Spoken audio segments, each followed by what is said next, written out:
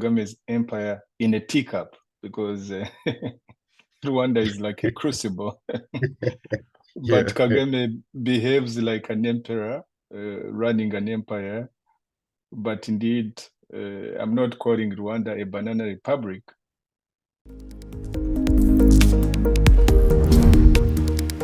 Secondly, he says Kagame is somebody who wants to make sure that every Rwandan understands that he has the monopoly of the violence industry, of the what I call the assassination industry.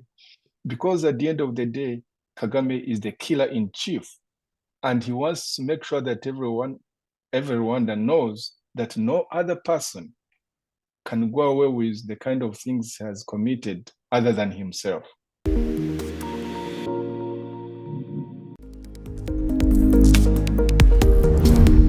And above all, be able to know that the new quality of leadership we want in the country is to build leadership of people who are healers in chief rather than being killers in chief.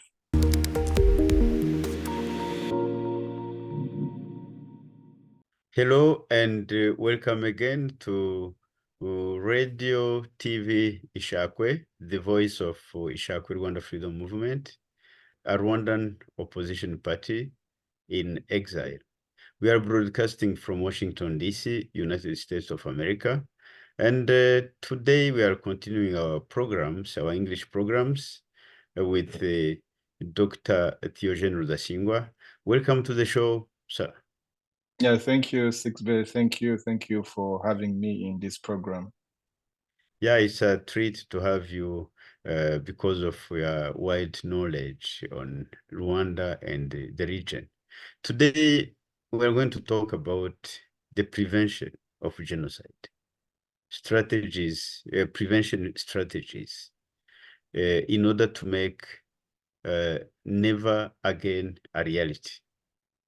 But before we talk about that, I've noticed that you've featured in a series of wide media reports on General Kagame's crimes, known as Rwanda Forbidden Stories. And I've seen that Kagame's government, Kagame's empire is throwing tantrums. How do you see the impact of these reports now? Well, thank you for asking me that. First of all, to compliment you, Kagame's empire, I would qualify that statement by saying Kagame's empire in a teacup, because Rwanda is like a crucible. But Kagame behaves like an emperor running an empire. But indeed, I'm not calling Rwanda a banana republic. But I do quite remember a personal anecdote. After I left Rwanda in 2005, Kagame called me. I was then in California, and complained to me about my wife, that my wife had said that she's glad to leave that backward country. I said, well, sir, I have no idea. I didn't conspire with my wife to characterize Rwanda like that. And that I will ask my wife whether in fact she told that to a relative, according to Kagame. But in my heart, I was saying, well, Rwanda may not be backward, but certainly its head of state is backward. Because for a head of state to call his former chief of staff and complain about his wife, who had told a relative that she's glad to leave that backward country, I found it extremely backward and very petty. So yes, Kagame thinks he's an emperor who runs an empire, but it's an empire in a teacup. That's the reality. As to that report, yes, I participated, I contributed to that report.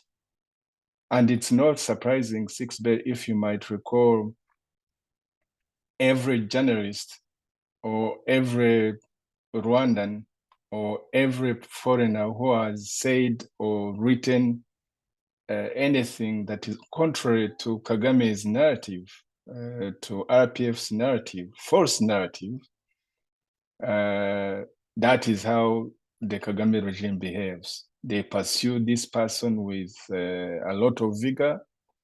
They spend a lot of resources in pursuing such person. And of course, some of the people who have told the truth to the regime have either ended up dying, or they are being pursued to be killed, or they have ended up in jail, or they have disappeared, but they're certainly ostracized, and that's how it has been.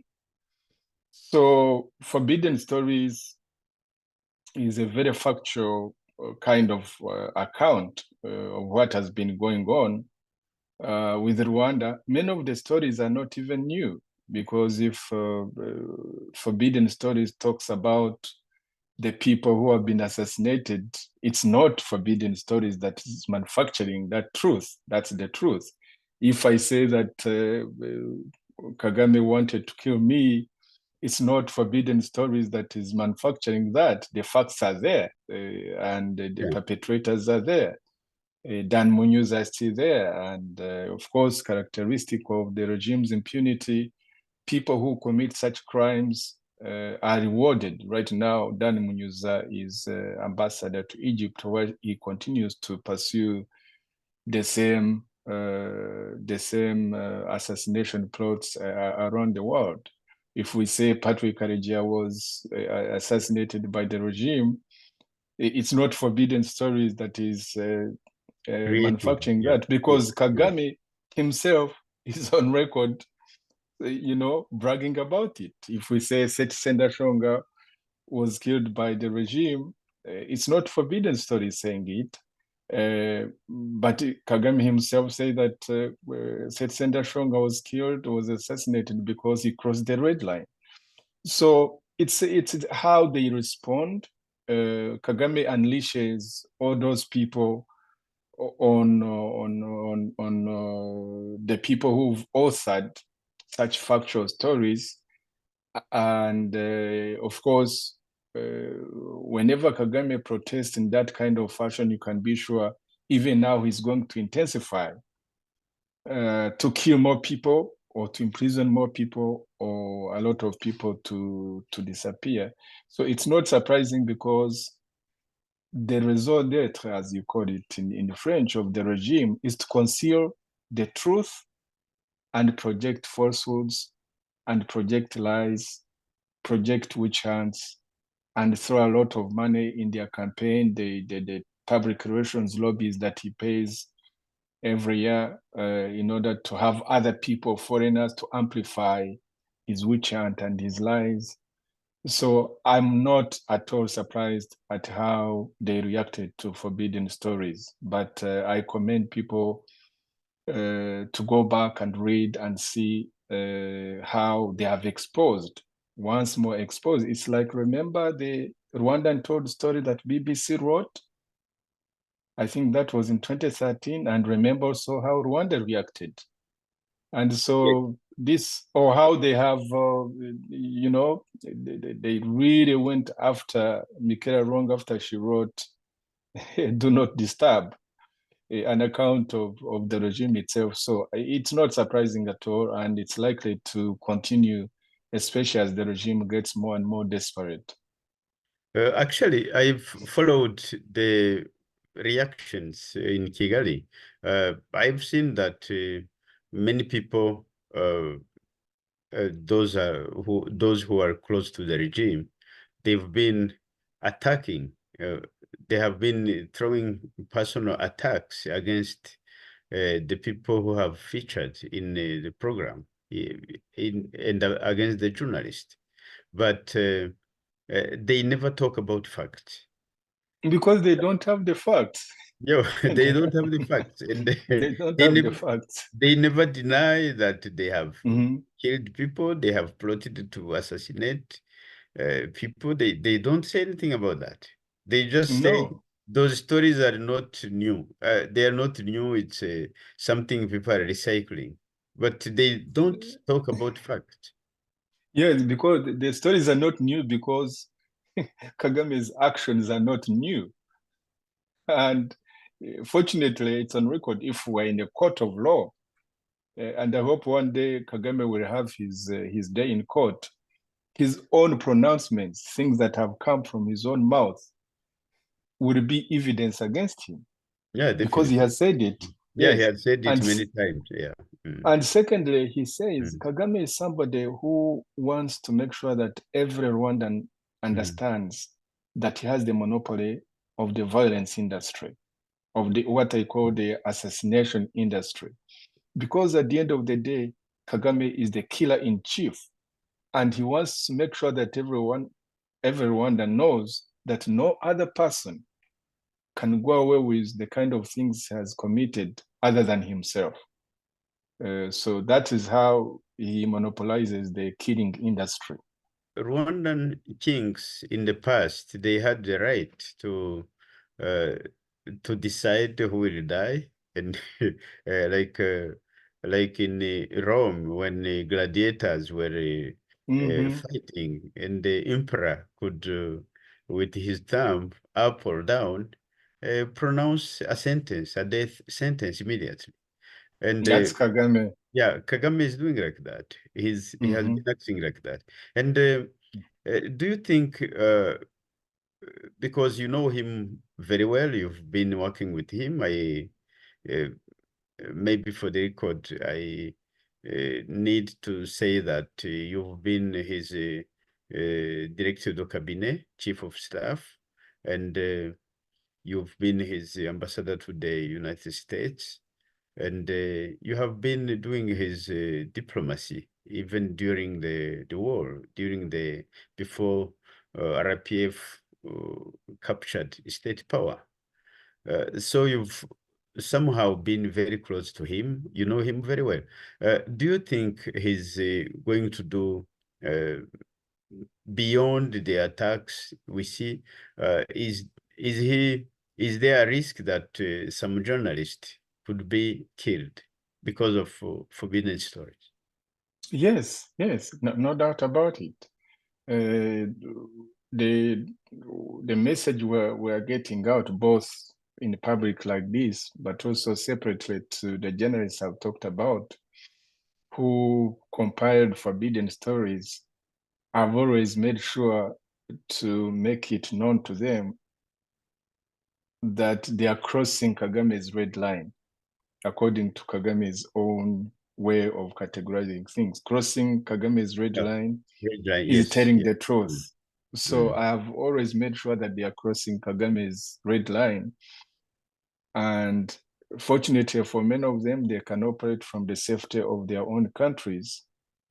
But remember, there are also many other people who are not, who do not have citizenship of other countries where they would be accorded the same protection as any other citizen, say in France or Finland or here in the United States or anywhere else in countries which have the rule of law.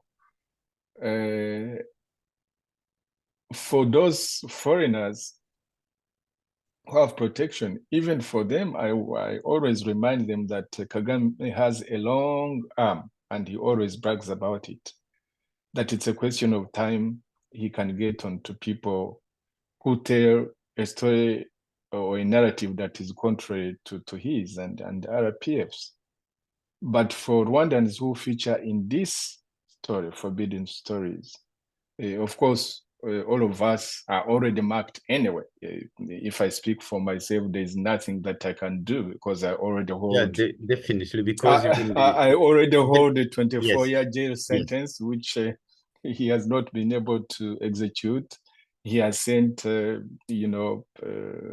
extradition requests to all these countries, and of course, countries have not honored them because they know it's based on falsehoods.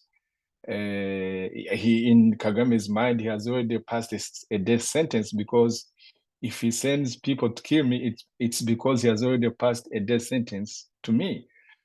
So every day I consider it to be a bonus from the Lord, not from Kagame. I don't thank Kagame for that, but I thank God that every day I'm alive. And that is why every day I'm motivated to speak truth to Kagame's dangerous power. Because if God gives me one extra day, I want to use it wisely by telling truth as much as possible to the Rwandan people who are victims of Kagame's rule.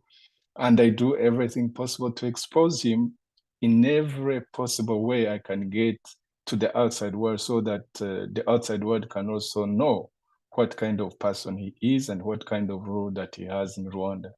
Thank you so much indeed for your comment. Maybe we should make time to talk more about the forbidden stories and talk about the substance. And it's very important to comment the facts that are in the forbidden stories. But before we move to our next topic, I would like to ask you how would you advise the people who have featured in the forbidden stories, especially journalists and even the people who testified? Number one, What I would, message would you give to them? yes, the same message I give to myself because I do feature in forbidden stories. Number one is that, when it comes to safety and security, every individual is his or her own security officer. So it matters a lot that everybody who is mentioned in forbidden stories, not that you should be paranoid and be ruled by fear and stop doing what you're doing and even stop telling the truth about the evils of this regime, but rather watch your steps very carefully. Watch the people you interact with, because everybody that Kagame's regime has killed has been able to execute that through other people. These people might be acquaintances, they might be people who pretend to be friendly or your friends, they might be people in your own community. Of course, Kagame ultimately resorts to using money to buy and to hire killers from outside. But simply watch your own steps, watch your back, try to watch your back, and make sure that you know who you are dealing with. Watch what you eat, watch where you go. But at the end of the day, do not be paranoid and be overcome by fear so that you are paralyzed. Because that's, at the end of the day, that's what Kagame wants. Because remember, fear is the principal weapon that Kagame uses against Rwandan people. So that is number one. Number two, they should make sure, if they have not done that already, to approach law enforcement in the countries and communities where they live, to know and to share whatever threats the Kagame regime has thrown at them. They can even record all these things that are being said on the media, the reactions from the Kigali regime, and share them with law enforcement. Because lo and behold, if anything happens to anybody, there should be enough evidence that this is something that Kagame has said he would do. This is what his people, his agents are saying they would do. And this is the kind of evidence they have. So they should even collect that whole storyline of forbidden stories and share it with law enforcement agencies in their own countries. That's what I would advise them to do. And of course, if anything suspicious happens, they know what to do. The first line of contact should be law enforcement in their respective countries.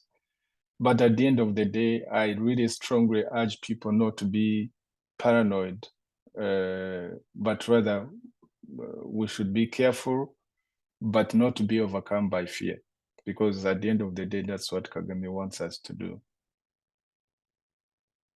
Yeah, it's very difficult to watch one's steps until the last days, because we tend to be to have a higher awareness when things are happening or when things are still fresh.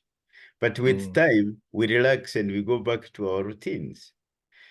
Yes, routine So is the when enemy of security. that's when Kagame will hit, because I know that whoever has a problem with him, it's for life. It's not something that will go away. Yes, I know he's a very vindictive man. If there is, I have not written a book on Kagame. I hope one day I will, an authorized biography of Kagame, because I also know him very much.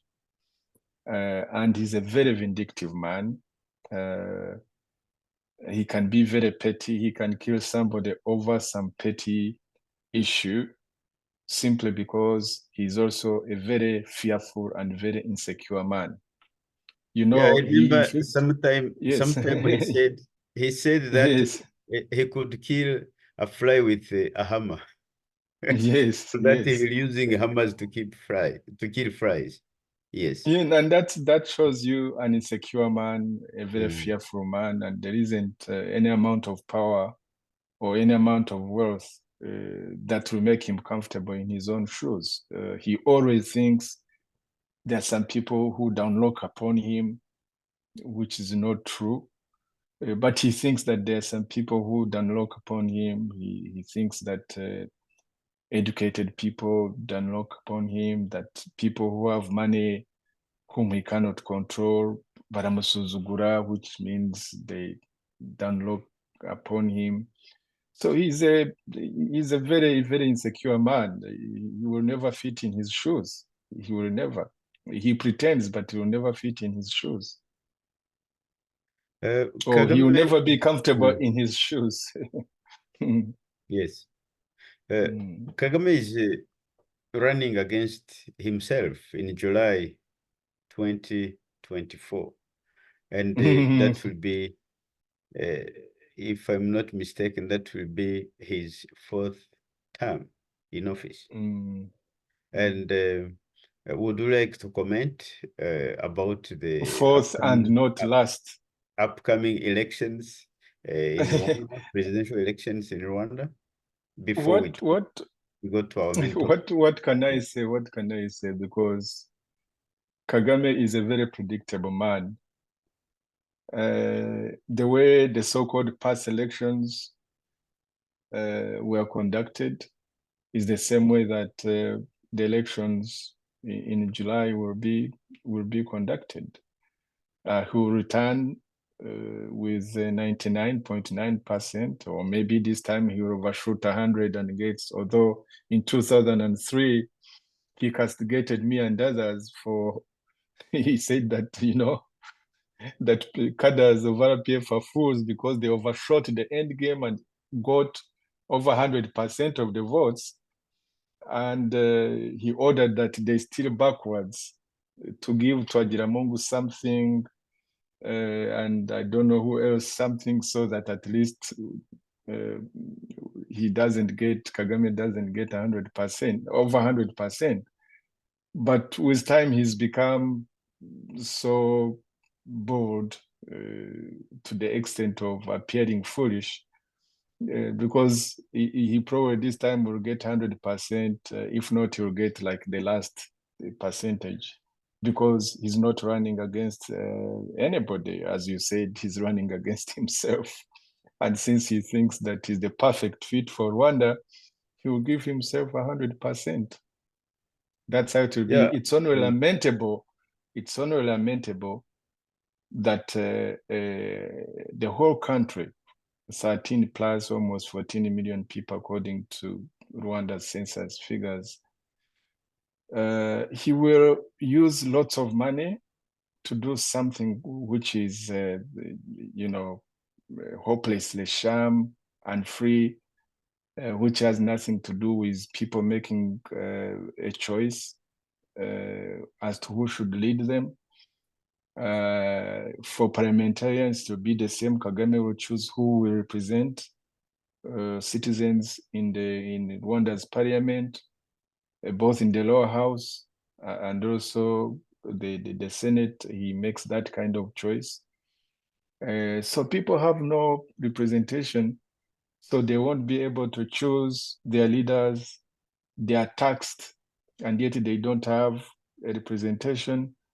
So it's a very, very pathetic situation, because if it was true that people were going to make their own choices as to who should lead them, given even this subject we are going to talk about of preventing genocide and dealing with consequences of genocide, they would be making a choice between a healer in chief, somebody who is leading the whole nation to overcome the consequences of genocide, and also to make sure that genocide never occurs in Rwanda, war never occurs in Rwanda again.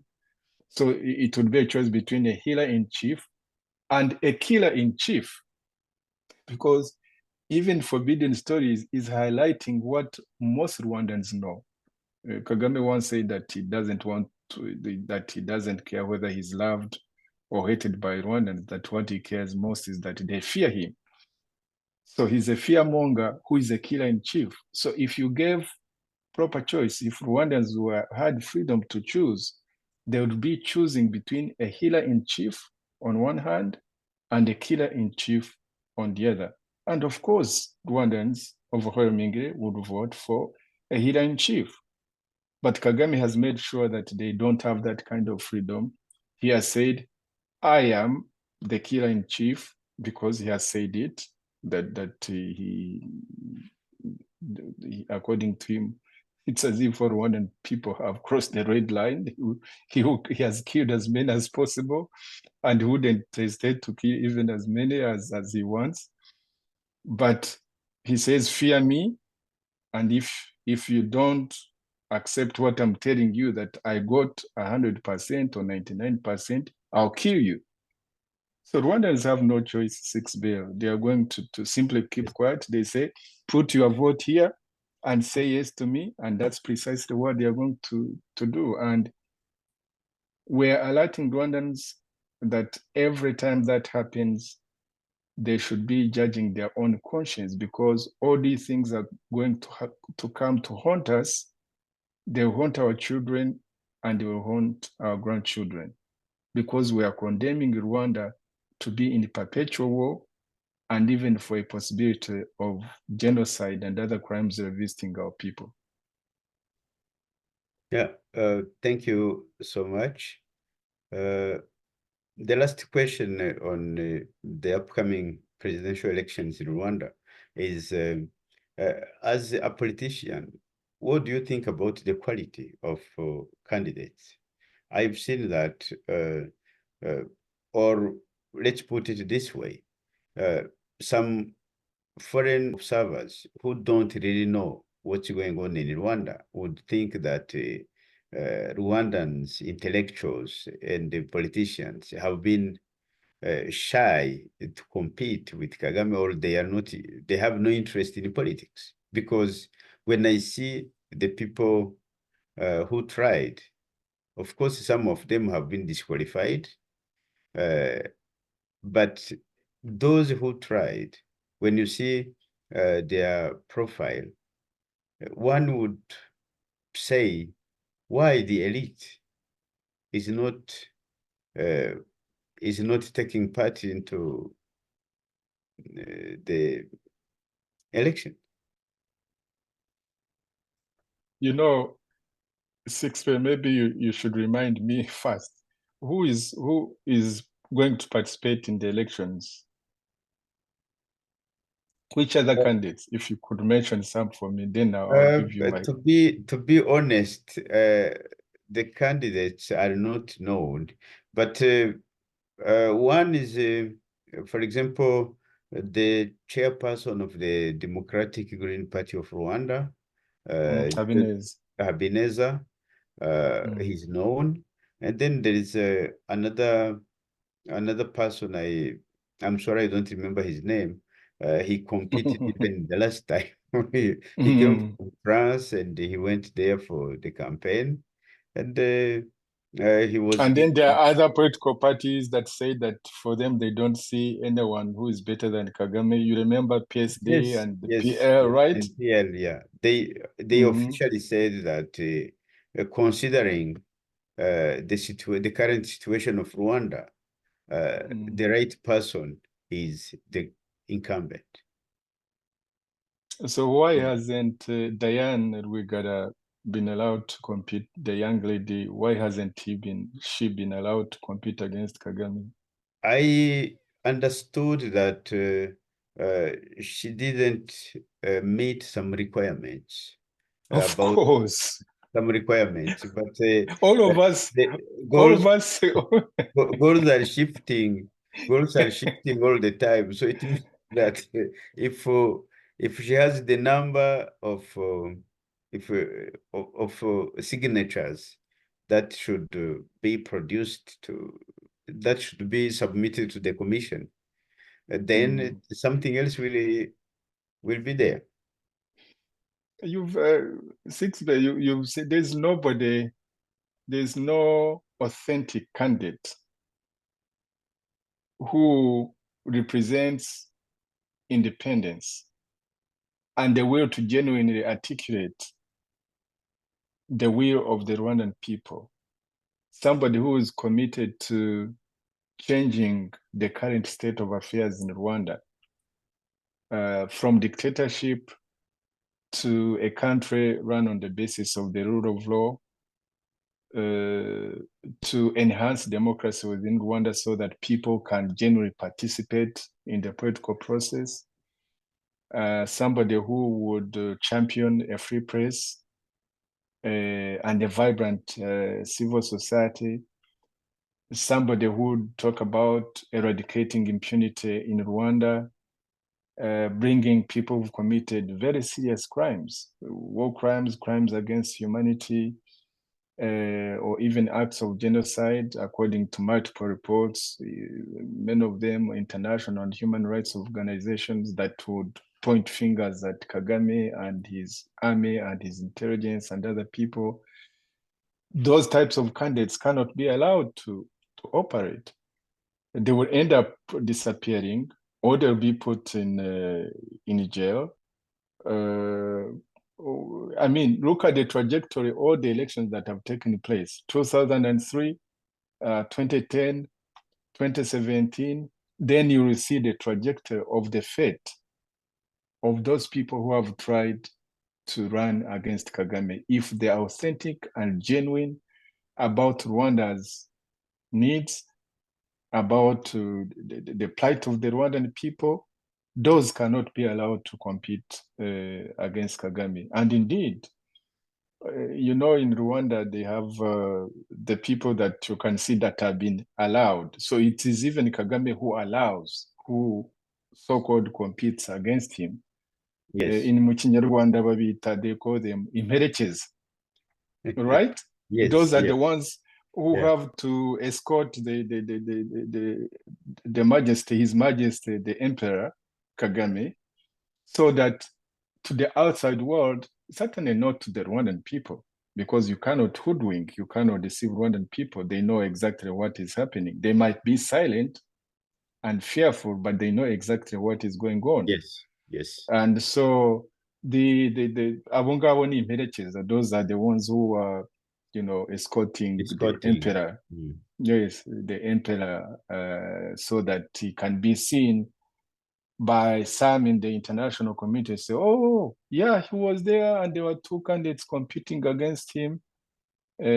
Otherwise, there's nobody who can stand against Kagame. RPF would not allow it. Kagame would not allow it. So Yeah, there is no that's democracy within RPF itself. So Kagame has to be the only candidate in RPF forever and ever until he retires and probably leaves it to his daughter or to his son. I don't know who he leaves behind. Or until the Rwandan people decide that no, we cannot accept this and try to overcome the obstacles that Kagame has put in the way so that we can genuinely participate in the political process as free people so that we can make our own independent choice. And I'm sure if Rwandans were allowed, they would not choose a killer in chief, they would choose a healer in chief. What would you tell the international community or the people who have been funding Kagame's regime about this sham election? Well, we shall continue to tell them as we've told them many years as the new Sixbert. I'm sure you started even much earlier than myself. I came and joined you in this struggle. When before RPF invaded Rwanda in 1990, there are many people in the international community who had forgotten completely the Rwandan issue. The refugees had been there languishing in exile for over 30 years, and it had come to be accepted as the norm. And it's only RPF, by taking the matter into their own hands, that posed the question, the burning question of the day, and put it on the map. That you can no longer ignore people who should have rights as citizens to languish in exile as refugees for over 30 years. So Rwanda, the RPF posed the question which the regime of the day of Habyarimana, the Rwandan people, the region, and the international community could no longer afford to ignore. Now, fast forward in 1994, RPF captures state power, but of course, it wins the war, loses the peace, and at the same time, it comes with genocide. Imagine how many people, Rwandans, the Tutsis and the Hutus who perished in this conflict. And yet, at the hour of need, when the Tutsis were being butchered every day, the international community abandoned Rwanda. When the Hutus were being butchered in Rwanda and in the Congo, the international community has abandoned Rwanda once again. And we've been articulating to the international community that at the end of the day, supporting a dictatorship which has committed such serious crimes is not only immoral, but for most of these foreigners, it's based on racism, because we've seen how else they behave differently when other people are suffering. Of course, we've seen how the difference between Ukraine and Gaza, for example, how they have all run to the defense of Ukraine, but how they have all abandoned Gaza, yes, and indeed supported those who are committing those serious crimes in Gaza. We've seen the conflict in the Sudan.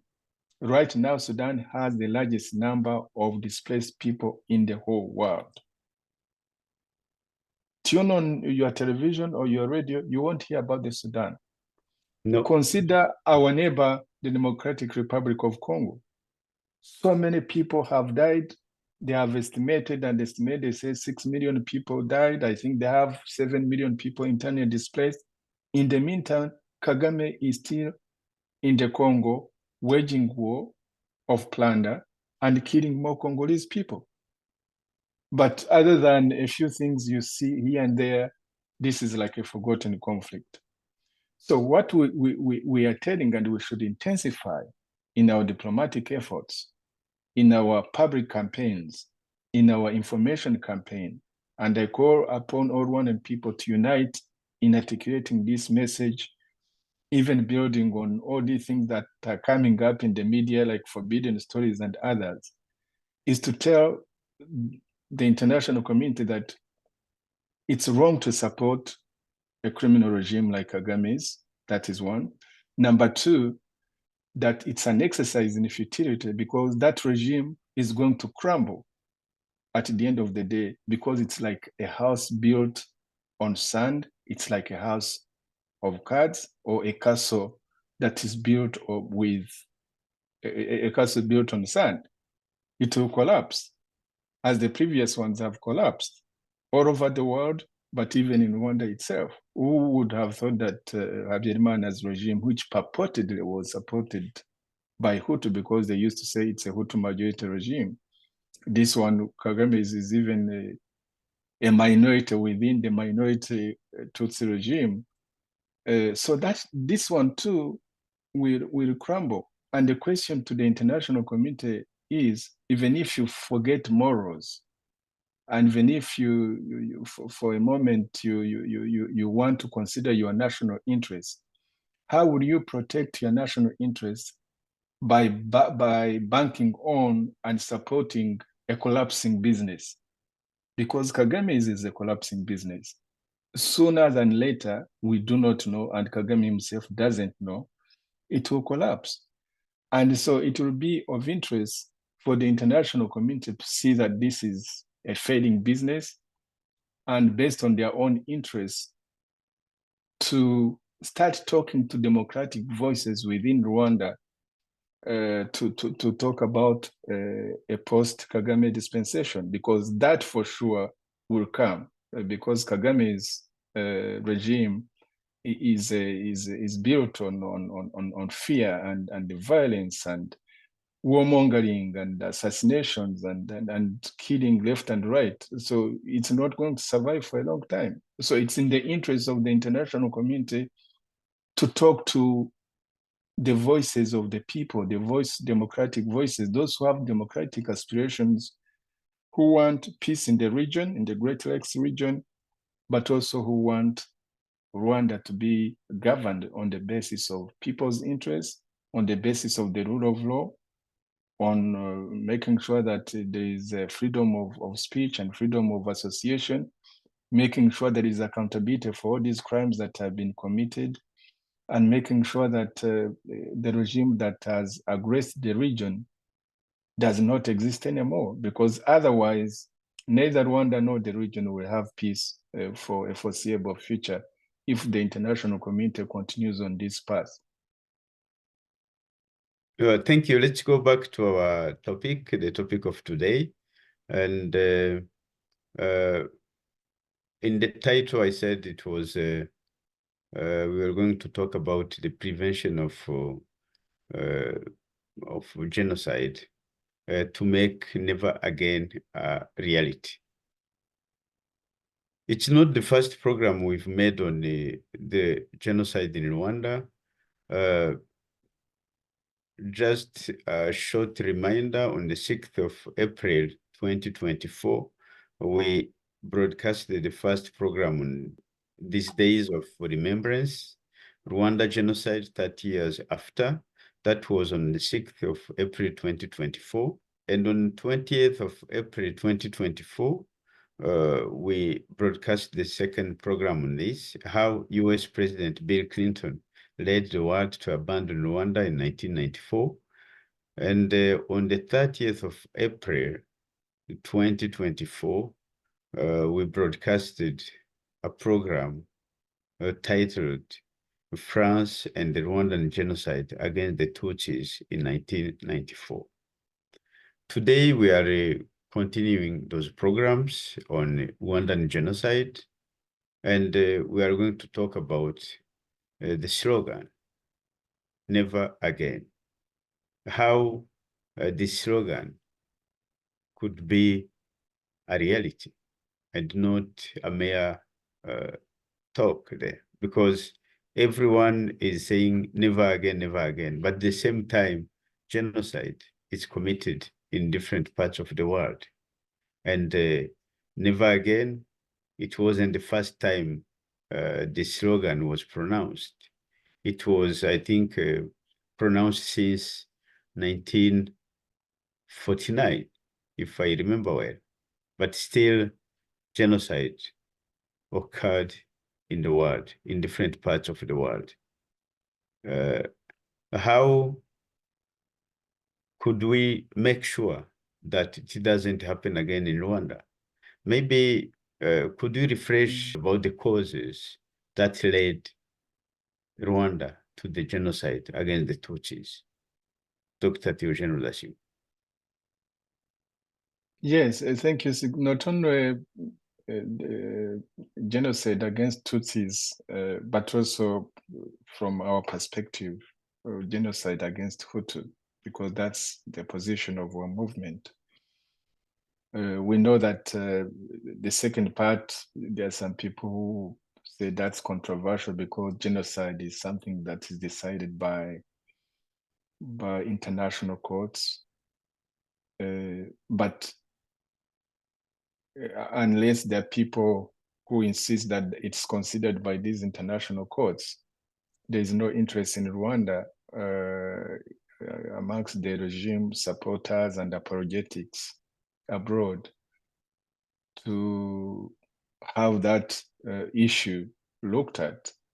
But for us, we believe that the crimes that were committed against Hutu after the Tutsi genocide, or during and after the Tutsi genocide, also, for sure, according to the reports, various reports, among which is the mapping report of 2010 in DRC by the United Nations.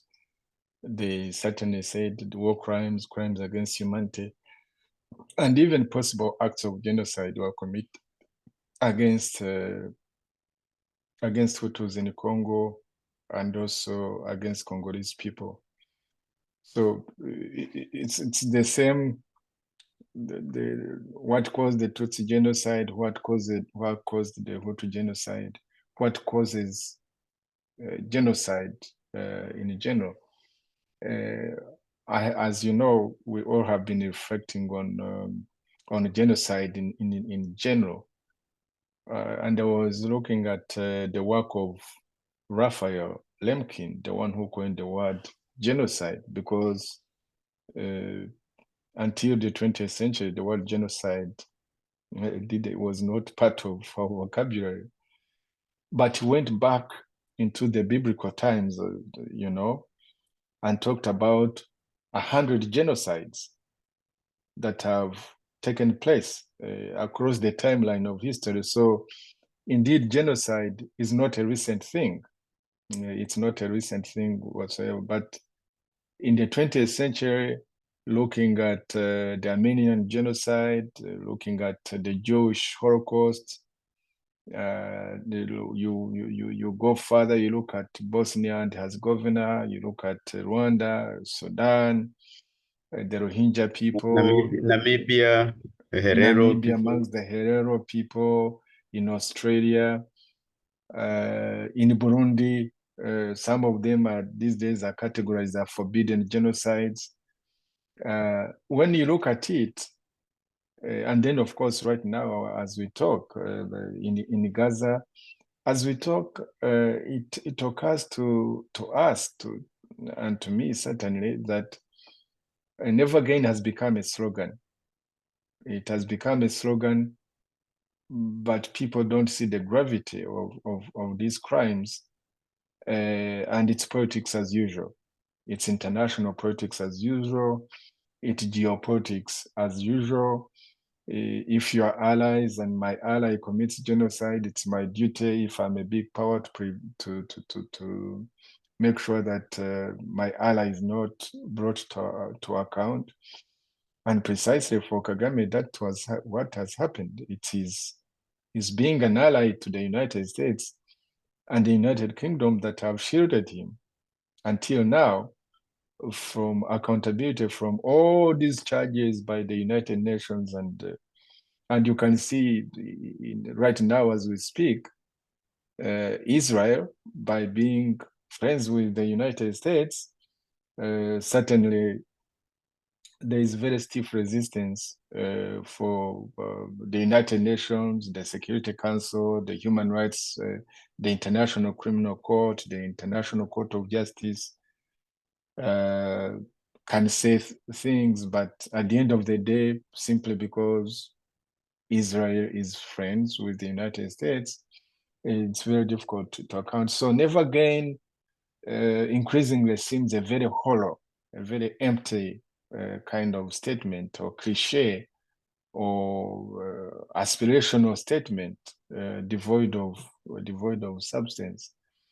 And yet, for societies that have suffered genocide like ours, let me mention in very quick succession 10 of the things that in the previous programs, yourself and our colleagues here, and from our own research and what we went through, we mentioned number one, that those who commit genocide always have an ideology of us versus them, and them must be exterminated. So number one, genocide. Number two, there is always a tradition of impunity that precedes genocide. The people who commit genocide keep on committing more and more crimes because they have seen the trend that you can commit crimes and actually go away with it. Not only go away with it, but you can actually be rewarded, and they're actually rewarded for the crimes they commit. And we gave many examples in the case of those who killed Tutsis, the genocide against Tutsi. We've seen it with this current regime, which we believe has committed serious crimes against Hutu, and the people have committed them. You start with Kagame, you go to the very senior generals, and every who is who in the regime becomes who is who because they have committed crimes and they become assets to Kagame, and those are his advisors, and he rewards them for that kind of impunity. And his impunity has gone beyond the borders of Rwanda, in Congo, where he has committed all these crimes against Congolese people, and where, you know, the Hutus were hunted and killed. And his impunity is transnational, because even these stories of forbidden stories of what appeared in Untold Story of BBC in 2013, and many reports by Human Rights Watch and Amnesty International and other international media, they simply highlight that Kagame's impunity goes beyond the borders, and nobody has brought him to account for these crimes. So he has to continue to do that. Number three, throughout history, in the 20th century certainly, and in this century, regimes that commit genocide have always been not democratic regimes, or at least we qualify them as dictatorial regimes. Habyarimana's regime was a dictatorship. Kagame's regime is dictatorship. So I won't go into much detail. We have elaborated before, and we shall elaborate in the future, that that's the nature of regimes that kill people, whether it qualifies as just assassinations, or it qualifies as other killings or disappearances, or imprisoning people, or people simply disappearing, or people being denied their political rights, or the press freedoms, or no organized civil society, no civil independent civil society.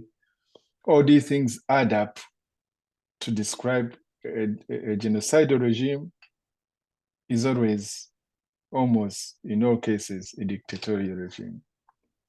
Number four, we also, in the case of Rwanda, we need to look at the structure of our society, the Hutu, Tutsi, and we sometimes mention the Twa, but the Twas have not been involved in the power struggles. But the factions, the power factions that rule, always try to legitimize their rule by pointing to the grievances that have been, that their own group, the Hutu, either the Hutu or the Tutsis, have suffered in history, because the 1959 revolution and what the violence around that time was predicated on the fact that the Hutus felt that they had been given an unfair deal in the history of Rwanda. The Tutsi kings, the colonialists, and then the Tutsis, many of them ran into exile. Those who remain in the country are considered to be like second-class citizens. And then RPF, a Tutsi outfit, emerges in 1990, launches a war, and lo and behold, they are also pointing to their grievances. They say, you banished us into exile in 1959. It's our turn. We are fighting for our rights. And once they capture state power, they banish, they kill the Hutus, and they also banish Hutus into silence as second-class citizens. So the structure of the society somehow also ends up fueling the creation of these power elites who base their power on this very same, very artificial, very sham demarcations within our society, but which demarcations slowly by slowly become realities. They become political realities. So the structure of society is very important in the way that it creates the dynamics out of which, of course, genocide can be committed. And indeed, in the case of Rwanda, many ordinary people participated in the killings.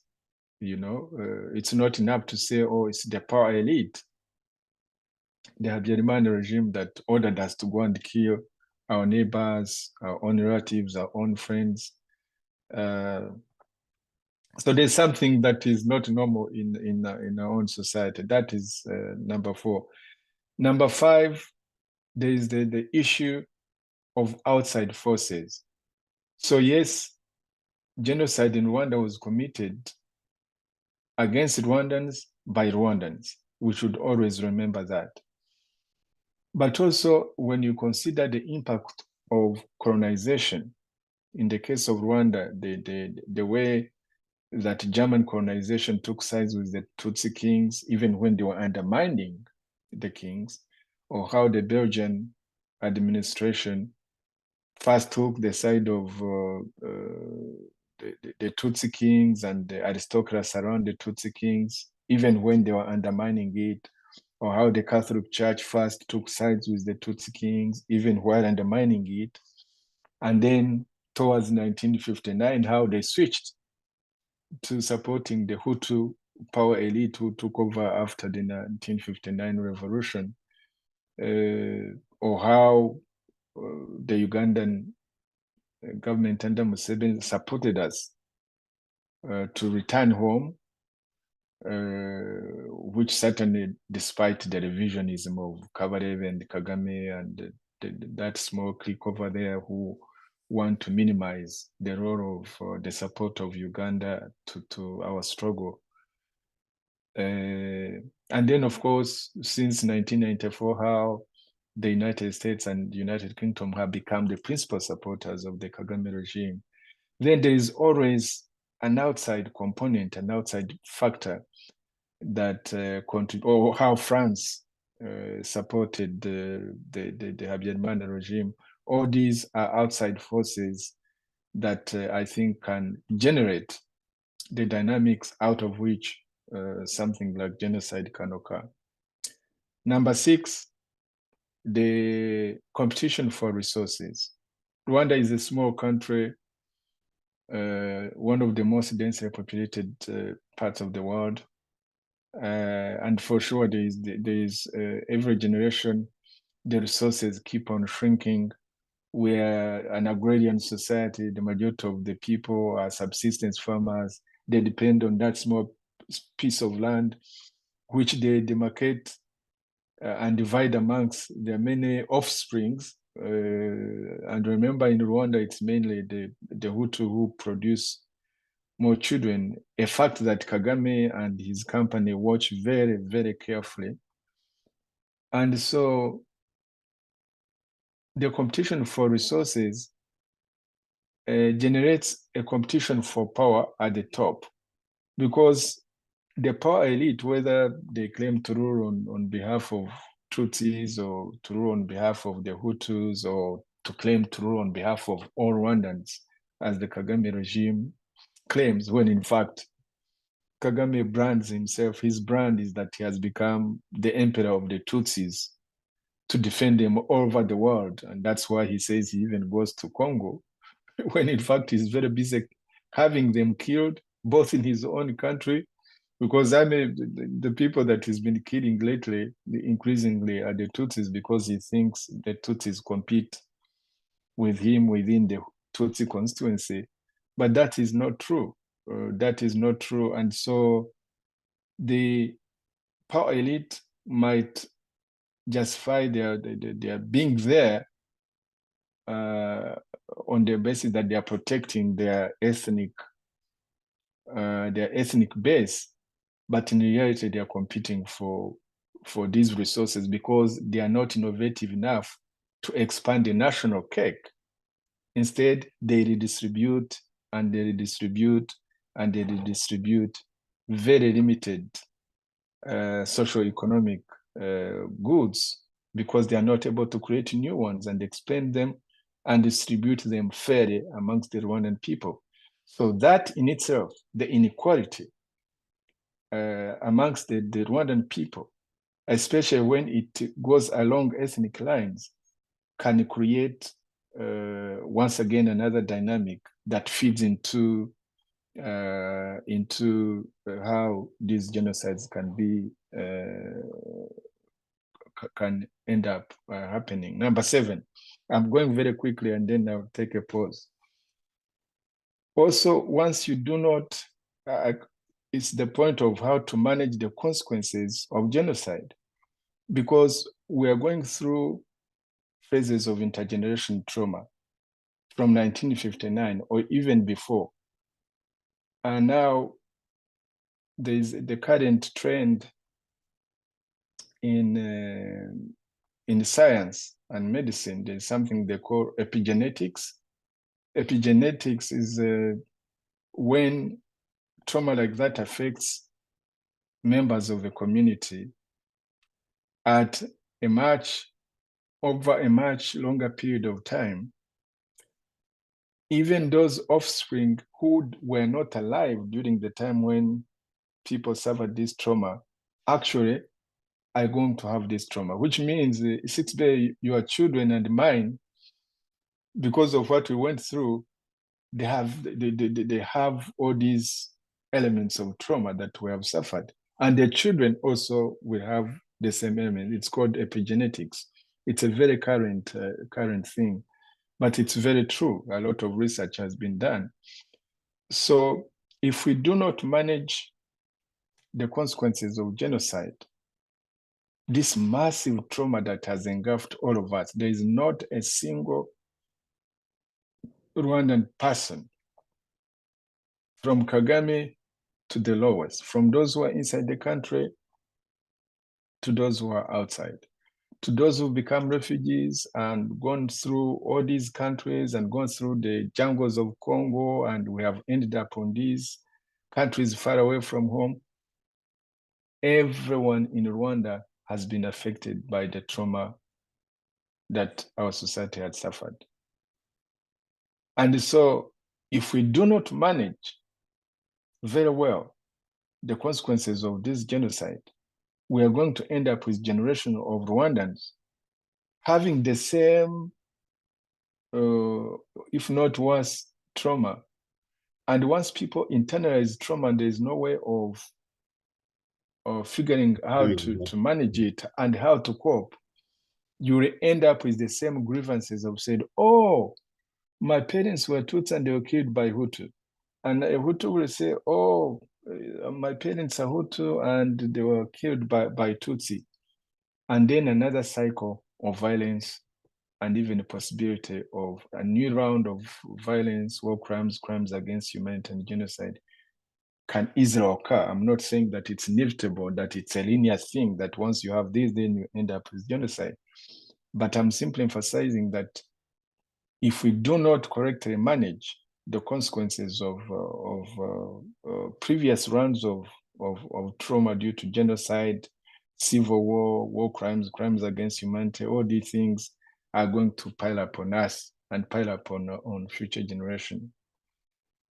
Finally, very quickly on the three things I wanted to say is that prevention always has to occur within the broad population, the Rwandan people. Civic education, where people are told on media, are told by leaders, or are lied to by the leaders, like Kagame now says he's a killer in chief, but he tells them, actually, I'm the best that you can have. That's what these other so-called political parties are telling him. And then he says that he so and so, everyone claps, including the clergy, the religious leaders, the community leaders, the educational institutions, the army, the police, everybody claps. When in fact he's telling them, I'm above the law, and I'm the one that you deserve. So I think where civic education is very minimal within society, where you have a population that is less than enlightened in terms of the values that we all share, in terms of their rights, the fundamental rights, where that civic education, coexistence, peaceful coexistence, harmony, and all that is very, very minimal, then you end up with this kind of antagonism that once in a while will flare up and manipulated by demagogues and other people to set one community against the other. And the last two, number 9, are the institutions that you have. If you have institutions whose loyalty is to one person, and that feeds into dictatorship. If Kagame says, my army, my police, he's the chief prosecutor, he's the chief judge, he's the chief DMI, he's the chief hangman, he's the one who decides on the deaths of people. He's the chief prison ward, the one who keeps people in jail, because Rwanda is like one huge jail of 14 million people. When you have that kind of, where institutions, instead of knowing that their loyalty is to a good constitution that enshrines the people's rights, that champions the interests of the Rwandan people, then those institutions will be able to be manipulated into, instead of defending people, but actually killing people. As you know, that is what happened in 1994. That is what happened after 1994. That has happened in the history of Rwanda. And so if you show me your institutions, I can tell you whether it's possible for a genocide to occur in the country. And right now, if you look at the institutions in Rwanda, the way their loyalty is to one man, Kagame, then it leaves you with a lot of worry of what our future and the future of our children and our grandchildren is likely to be. And finally, the regional and international dynamics. The regional and international dynamics, who we call our enemies, who we call our friends, what role these so-called friends, are they helping us to build all these kind of things I've mentioned, so that all the things I've said are for the people of Rwanda, or they are actually helping us to build the dynamics that will once again throw Rwanda into turmoil, into another cycle of violence and a cycle of impunity. So the regional and international situation matters a lot, because yes, Rwandans have killed and still kill fellow Rwandans. But I think there is an international factor, there is an international and regional dimension that can easily feed into that.